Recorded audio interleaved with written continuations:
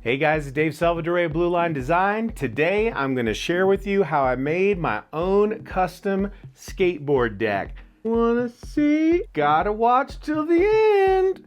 What inspired this project is my love for 80s skateboard deck art. The master of this artwork is none other than Jim Phillips. He did the artwork for several of the skateboard decks that I rode when I was a teenager, one of which was my favorite, the Jeff Grosso Toy Box deck. My idea was to redesign the artwork for this deck, but inspired completely by 80s themed toys. So I gathered a bunch of reference of famous toys from the 80s and began to redesign the deck. You always start with this rough thumbnail to just come up with quick ideas of where everything could live. I used the placement of the toys in Jim Phillips' artwork for a rough guide of where I could put the 80s toys. Since the original main character was a ragdoll with crazy hair, I thought of making the character Lion-O, who also had that crazy hair. I was really excited about this idea, so I used the thumbnail as a guide to do the proper rough blue line. I did a whole live stream series of about 9 episodes sharing me working on this.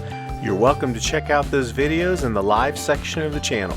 The rough blue line stage is used to properly draw everything, concentrating on the structure of the toys and characters. The rough blue line had about 30 different little characters crammed into one image.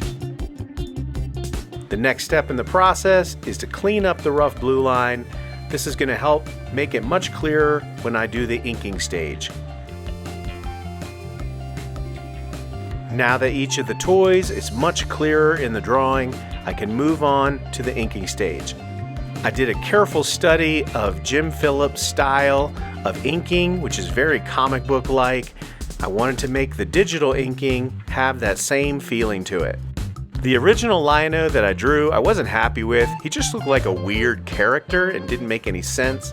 Then I realized that Jim Phillips' character worked because it was a ragdoll. So I thought, why not turn Lion-O into a cool action figure where you can see all that wacky jointage? I started the coloring process by laying in flat colors for everything. Back in the day, they used silk screening to create the artwork for these skateboard decks. So I decided to use a lot of halftone and dots, the same that Jim Phillips did when doing his artwork for the toy box. It then dawned on me that this year is marking 20 years of getting to work in the toy industry, so I decided to make this deck commemorate that milestone. After finishing the artwork, I couldn't resist ordering one copy of it on a custom skateboard deck from Board Pushers. They even had a retro-shaped deck that was very similar to the toy box deck. I simply uploaded the artwork. They even had an option where you could view your deck in 3D. Within a week, I got the board in the mail.